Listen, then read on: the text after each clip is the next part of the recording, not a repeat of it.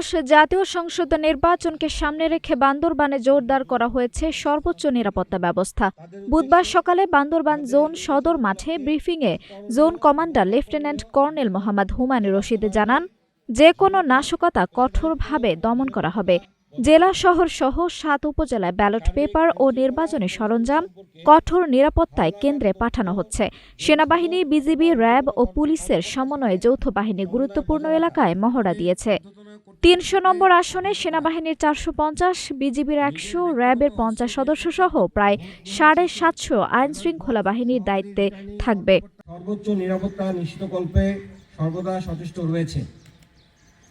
এছাড়াও তারা যেন ভোট কেন্দ্রে নিশ্চিন্তে ভোট প্রদান করতে পারে, এই জন্য বান্দরবান সেনাজোন সর্বদা প্রস্তুত রয়েছে।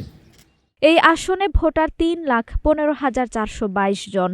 মোট ১৮৬টি কেন্দ্রের মধ্যে ১৫৮টি ঝুঁকিপূর্ণ হিসেবে চিহ্নিত।